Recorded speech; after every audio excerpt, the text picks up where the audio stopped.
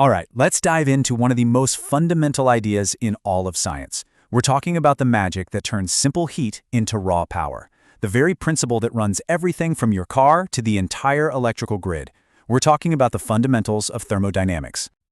Have you ever driven past a massive power plant with those huge towers and plumes of steam and just thought, what is actually going on in there?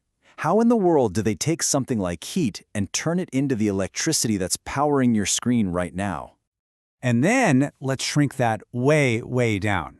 How does the simple thermos, something you might have on your desk, manage to keep your coffee hot for hours? It seems so simple, but it's fighting the natural tendency of things to cool down.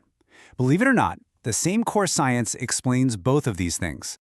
And that science, of course, is thermodynamics. The name itself basically tells you the whole story. It comes from two Greek words, thermi, which means heat, and dynamis, which means power.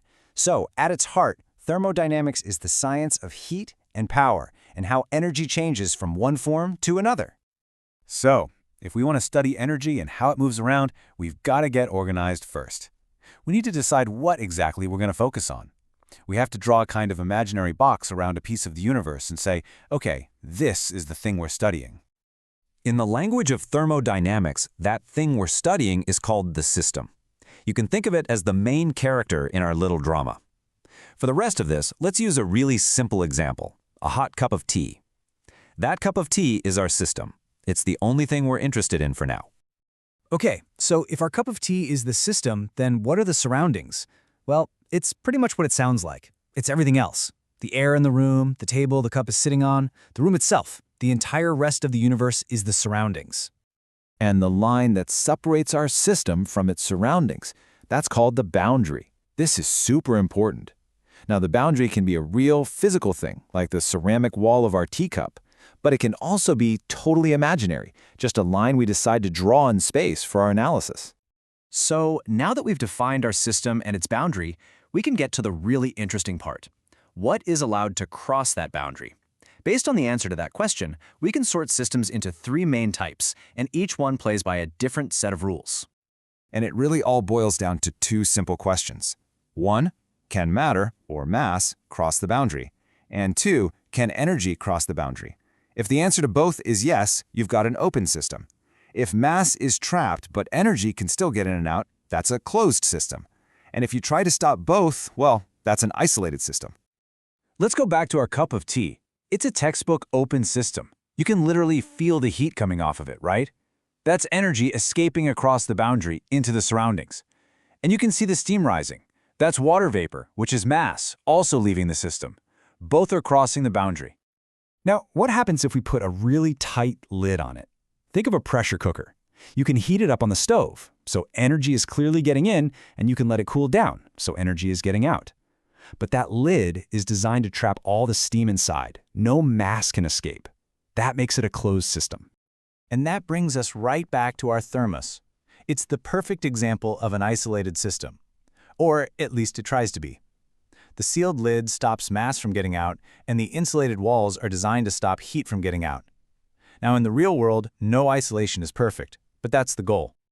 Okay, so we've got our system, and we know if it's open, closed, or isolated. So what's next? Well, we need a way to describe its condition at any specific moment. We need to be able to take its vital signs, so to speak.